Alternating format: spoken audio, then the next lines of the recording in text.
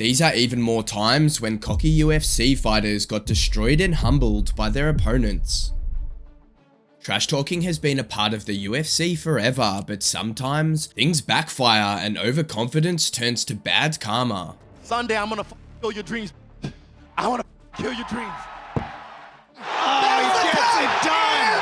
Still! Oh my God! South Africa, Wow. Duplessis! Well, I guess now I'm a fan of his because we've been in there, we've done it, and when I'm in South Africa, I'll tap in with him. And these next 8 cocky fighters had to learn a tough lesson for talking way more than they could back up. We'll kick things off with Bobby King Green, who was sent to the Shadow Realm for chirping way too much to an up-and-coming prospect. Paddy Pimblett is different and for many reasons, like his Ketwig haircut, his dancing, his love for junk food, and his cocky attitude, but his skills inside the cage have so far helped him avoid being on the wrong end of the cocky guys getting humbled list. In his most recent fight at UFC 304, however, Pimblett fought an equally cocky guy in Bobby King Green who felt that Paddy was scared of him. Have you ever met him? No. Was there a UFC where you were sitting behind him? I remember you were filming him. Oh yeah, but it said we never met. He was being a little, he didn't want to look at me or give me the attention. So I'm gonna get your attention sooner or later. I don't watch his fights, so I really don't know much about the guy. I just see him doing this little thing. I'm like, who does that? Who does that? Green also claimed that he had to work harder than Paddy to earn his spot in the UFC. The UFC's working with him, giving him every opportunity. They're building you. I had to earn it. They had to put me through the fire. I've been forged by fire. They built you, you know, and there's a difference between us too. Everybody wants to see him get his ass kicked. Sheesh. Paddy fired back at Green, pointing out the key difference between them, which is winning fights and keeping fans hooked. Talk shit, lad. Know what I mean? I made myself, lad. I promote myself. I win me fights. Know what I mean? He started to say that I'm a spoiled kid, you know what I mean? It's mad. Just because I put bums on seats, lad, I got a pair of shorts and you never. Don't need to cry. Pimblett was so mad at Green's trash talking that he predicted a brutal knockout. No one want to come out and try and take his head off his fucking shoulders. The two even had a heated face-off and there was no love lost between them when Green walked out, pointing at his rival. When the cage door closed, both men exchanged nasty low kicks. Pimblett landed the sharper ones, dropping Green and forcing him into a takedown. The Brit defended it well and then caught Green in a guillotine before transitioning to a triangle choke and putting the veteran to sleep in the first round. Despite the heated build-up, Pimblett praised Green for being a game opponent post-fight. It's nothing but respect with Bobby. Hopefully, when I get back to the hotel, we get to see each other and have a little ale with each other or something. Green took it on the chin like a warrior. I had a bad night. No excuses. Happens. I live by a code, kill or be killed. Today I got killed. Guys, I want to take a quick moment to show you this game you might have seen before and I've recently been loving it, leveling up the same account on both my mobile when I'm out and about and on my computer when I'm at home, seamlessly switching between the two. With fantastic graphics, brutal boss battles, proper tactical gameplay, and loads of champions to choose from. There are over 800 champions in the game, ranging from lizard-like creatures to elves, orcs, dwarves, and demons. My personal favorite is Brachus the Shifter, a legendary skinwalker. And this game is Raid Shadow Legends. Now, who doesn't respect a good Norse mythological character? Loki, Thor, Freya, and Odin. Now is your chance to get them and add them to your champion collection. Thor Feyhammer looks pretty sweet and is easily one of the hardest hitting champions in the game. As part of the Asgard Divide, one of the game's biggest events to date, players can also enter the Event Dungeon, a time-limited dungeon that sees you facing off against enemies and a boss. For this first outing, players will have to test their wits and power against the almighty Odin Feyfather. Everyone can get the legendary champion Loki the Deceiver for free simply by logging into Raid for 7 days between now and October the 23rd. If you haven't tried Raid out yet, then what are you waiting for? Click my link in the description or scan my QR code to get some awesome bonuses available only through my link. You will immediately get a huge starter pack with an epic champion to Gore from the Orc faction, and you'll get another starter pack after reaching level 15 that includes epic Grizzled Jarl from the Dwarves faction. Many consider him as a better champion than some legendaries. These two champions are available after downloading Raid through my custom link or QR only. If you go directly to app stores or use any other link to download, you won't get these packages that Raid's team gave me. Come find me under the name Team Fight Club and be sure to join my clan. UFC 304 in Manchester was a shining night for most of the British fighters, but for Leon Edwards, the man defending his crown and with the most attention, it turned into an absolute nightmare as he paid a hefty price for criminally underestimating Belal Muhammad. Despite being on a solid 10-fight unbeaten run with wins against former title challengers Gilbert Burns and Stephen Thompson, wrestling ace Belal Muhammad was a heavy underdog heading into his welterweight title fight against Leon Edwards at UFC 304. The reason was their first fight in 2021, which was going Edwards' way until an eye poke ruled it a no contest. Edwards was also riding high thanks to twin wins against Kamaru Usman, as well as a 12-fight winning streak, so he didn't consider Belal a threat. You're in a league or like the GSP. It's Belal, you know what I mean? So it's like... Throughout fight week, Edwards predicted a brutal knockout. Yeah, knock out, bro. Yeah, you know that. You know that. Too slow, too small, too slow. The range is too... You get knocked out. End of. Just days before the event, the two had a very awkward encounter whilst riding the elevator. I remember the name. Come on, boys. So let's slide in, boys. Someone hit one. Press the button. Come on, fellas.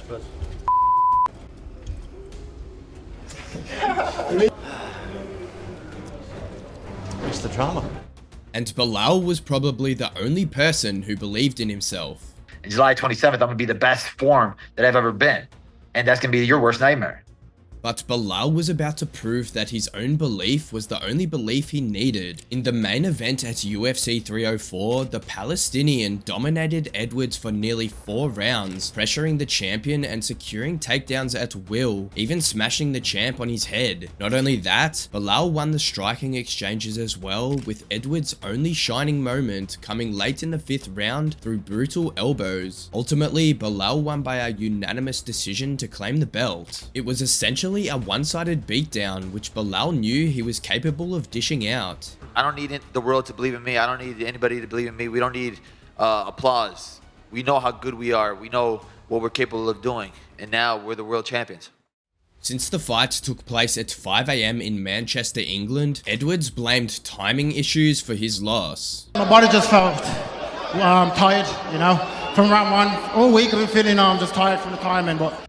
Sounds like an excuse, right? However, Edwards' excuse pales in comparison to Sean Strickland's, because after he lost his belt at UFC 297, he was anything but accepting of the loss, and he thought he had a very solid reason for it. After stepping in on short notice for the middleweight title fight against Israel Adesanya at UFC 293, which was initially offered to Dricus du Plessis, Strickland shocked the world by battering the champ and winning the belt. 4 months later, Tarzan put it on the line against Dricus du Plessis, who saw the worst of the Americans' verbal onslaught in the lead up to their battle. I don't give a about that belt. I just want to make motherfuckers bleed. And Dricus is the next one who's gonna bleed. I can't wait. He said he's going to walk through me, and I'm glad that you know you won't finish me. You won't even get close. But don't worry. There won't be enough I don't got time to worry for you about to think finishing. about. Your coach will finish you in the back like you're used to. Don't worry about that. You're going to get finished that night. Your coach got you. Until eventually, du Plessis hit it where it hurt the reigning champ the most, bringing up his painful childhood with an abusive father. Bro, why are you so angry? Bro, you think your dad beat up you? Your dad doesn't have shit on me. I'm gonna show you what it's like to beat you. I mean, every childhood memory you have is gonna come back. Strickland got all fired up and warned du Plessis that there would be dire consequences come fight night. I will take your soul. You understand me? Yeah, you laugh. You. Yeah. Oh, I got a nerve. I see. I hit a nerve there. Yeah, you did hit a nerve. You. Go ice your ankle, you coward. Strickland even made a deal with du Plessis that they'd be fighting to the death. Me and Dricus, we're gonna try to kill each other for you guys. Strikers, can I get an agreement? Do the fucking death. Do the fucking death. Yes! The fight between the two was a 5-round war where Du Plessis struggled early but came back in the final 3 rounds and managed to get an edge on Strickland, taking him down 6 times. The battle ended in a split decision victory for DDP in what was a razor-close fight. And while Du Plessis celebrated 15 years of hard work, blood and sweat finally paying off, It felt like 15 years of work, of dreaming, of sacrificing, of everything came together in one single sentence. It's incredible. Strickland took to social media to claim he was robbed of a legitimate victory, alleging that the left-wing powers in Canada didn't want him to win because of his heavily right-winged political stance. He said in a tweet, "When does a champ ever lose a close fight? When you're in Canada with a bunch of dirty leftists." Du Plessis was quick to respond to Strickland's complaints with a cheeky jab, poking fun at the former champ for getting emotional while recalling his dark past on Theo Von's podcast just days before their fight. Du Plessis said, "Why don't you cry about it again?" And Strickland isn't the only fighter Du Plessis has made cry, because after winning the belt against Strickland and in his first title defense, the South African made a cocky Israel Adesanya cry as well, and a lot harder. The fierce rivalry between Adesanya and Du Plessis began long before their fight at UFC 305. It started when Du Plessis refused to recognize Adesanya, Kamaru Usman, and Francis Ngannou as African UFC champions, arguing this because unlike himself, they weren't residing in the continent. Did those belts ever go to Africa? As far as I know, it came to America and New Zealand. I'm going to take a belt to Africa. Du Plessis' comments rubbed Adesanya the wrong way, and when the two came face to face after DDP's win over Whitaker at UFC 290, things got dark and ugly. This is my African brother right here. Let's go. What's up, bitch? Let's go. Yeah, my African brother. Yeah, my African brother. I'm African, but I ain't no brother of yours, son. The fight took a while to come together, but when it did, the build-up set the arenas on fire. Adesanya fired most of the shots, claiming how he didn't need a belt to be great, unlike Du Plessis. If he wants to have to be perfect, if he feels that way, sure, but man, it's hard to do that against me. I just want to show you guys how great I am. And he said himself, like, he has the belt to prove that he's great. I was great without the belt. I was great before the belt, and I'll be great after the belt. I'm Israel Adesanya, and I'll remind you guys that I'm the last stylebender. But when Du Plessis fired back in his own tone, it brought Izzy to tears. You're saying that I Bro, made it shut about... the f*** up. You don't even know anything about my story. You have no idea who the f*** I am. I don't care about your story. I don't care about your story. Listen, my father and myself had to wake up at 4 a.m. and clean the banks while my mom studies to be a nurse. You don't know my story. Man, don't speak of my story if you don't know my story. I don't care. I will show you who you are Sunday. So right now, I do this for my family. I do this for the people I love, and I'll fight for you forever. I swear to God. Watch this. Look, I'm a human being. I am a man. I can cry and whoop at the same time. I feel the love from the crowd. First time I fought here, 2-2-1. That was February 2018. That was me making my dream come true. Sunday, I'm gonna kill your dreams, bitch.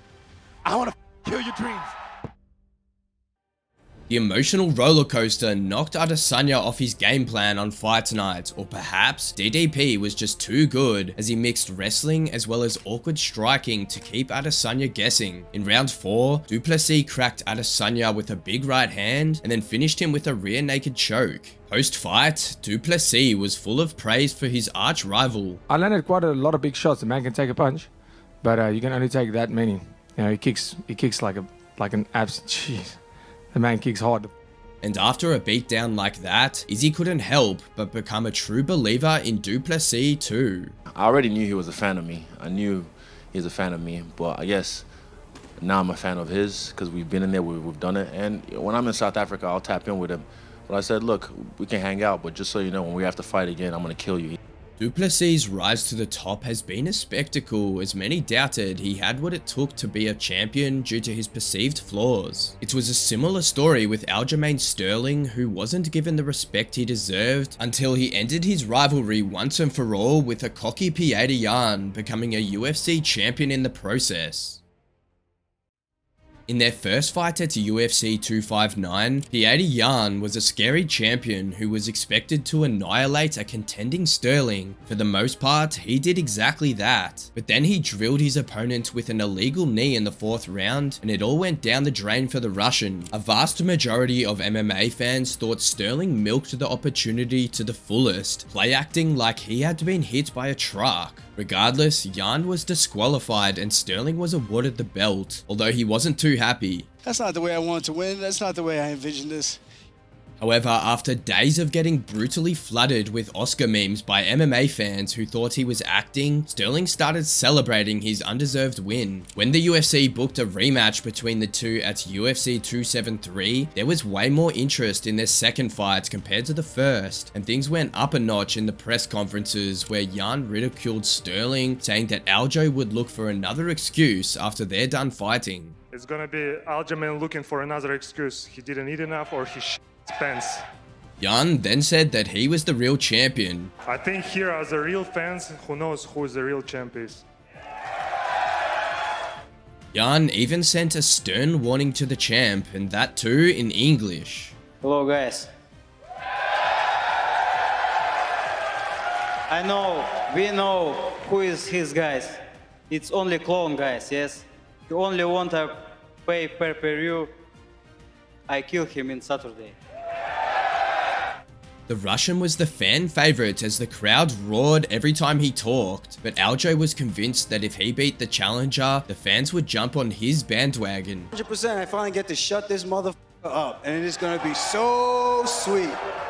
Everybody in here, I guarantee everybody here is gonna be cheering, and all of a sudden they're gonna be back on the bandwagon, you know, so that's just the way the fans are. The odds were heavily in favor of Yan, given how he was cruising in the first fight, but Sterling was about to ruin the afterparty by flipping the script completely. On fight night, Sterling took Yan down and backpacked him to secure the first 2 rounds, and fought him in a back and forth battle in rounds 3, 4, and 5 to win a close and what many thought was a controversial decision. Regardless, Sterling was happy to have the last laugh. Baby, we did it. We did it. We did it the way I wanted to do it. And this time remove all doubt, show that that last one was not anything even close to what I'm capable of doing, you know? And for the people who question my skills, who's laughing now? How about those clown emojis now? Yan didn't say much after the fight, and the only time he spoke, he complained how he was robbed. I think I won this fight and I got robbed. Like Yan, former bantamweight champion Julianna Peña also thought she was going to run through Amanda Nunes in their rematch, but she ended up getting brutally humbled by the consensus women's GOAT. Peña first challenged long-reigning bantamweight champ Nunes at UFC 269, where the Brazilian blew her gas tank in an attempt to stop Peña early, and was then choked out in round 2. It was the biggest upset in women's MMA history, and Nunes blamed it on illness. I let the fight fell through once because I got the COVID. I don't wanna let the fight fell through again. A lot of things went wrong. I was have a hard time to keep training, you know, but sometimes we do mistakes, and I paid that night. Nobody bought her reasoning, thinking the GOAT had finally hit a downward slope, but Nunes was adamant to prove her doubters wrong. Being the smart talker that she is, Peña outfoxed Nunes during media appearances. She really is gonna face a lion she didn't see last time, so I'm ready. I'm the real Leo Lion, and it's Leo season, guys, so strap up.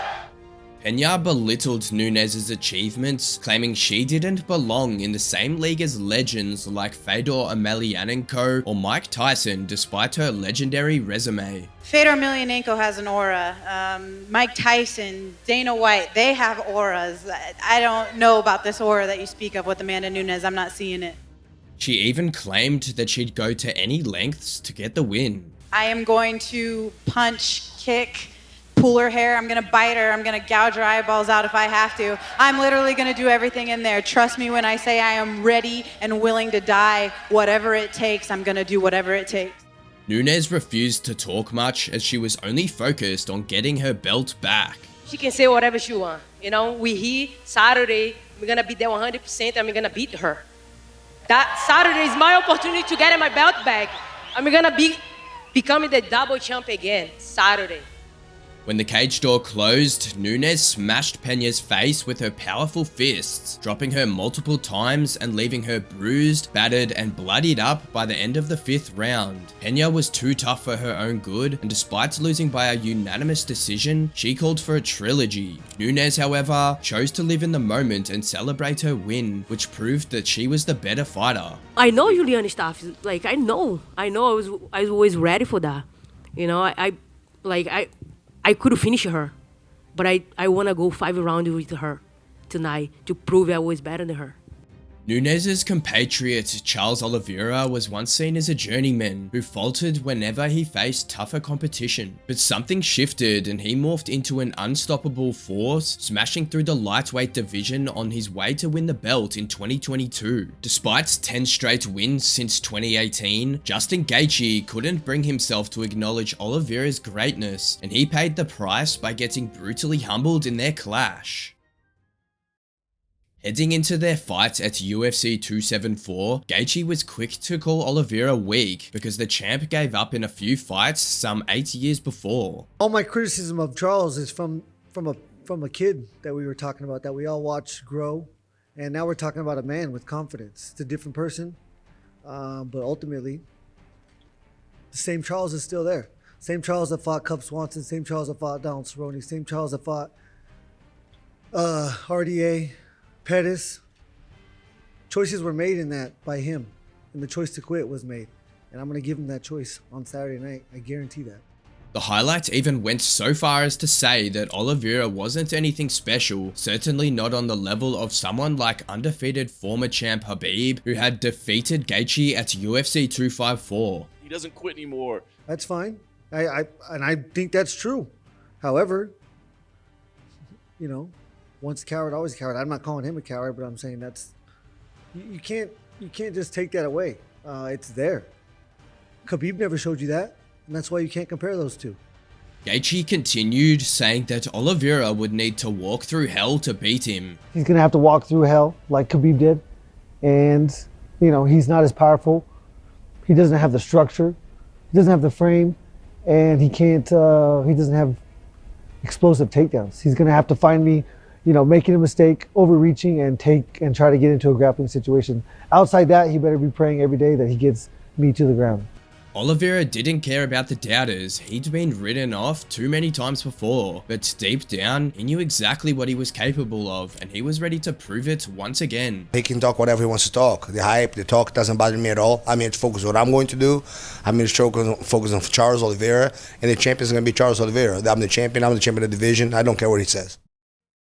Unfortunately, Oliveira missed weight by ½ a pound a day before the fight and was stripped of his belt. Only Gaethje was eligible to win gold, but the Brazilian still went ahead and put on a violent show. On fight night, Oliveira was dropped early, but Gaethje was too scared to go on the floor against a BJJ wizard, even though he was badly rattled. Oliveira managed to recover and returned the favor by dropping Gaethje with a thunderous right hand before choking him out in the first round. After the fight, a humbled Gaethje told Oliveira that he had vicious knockout power.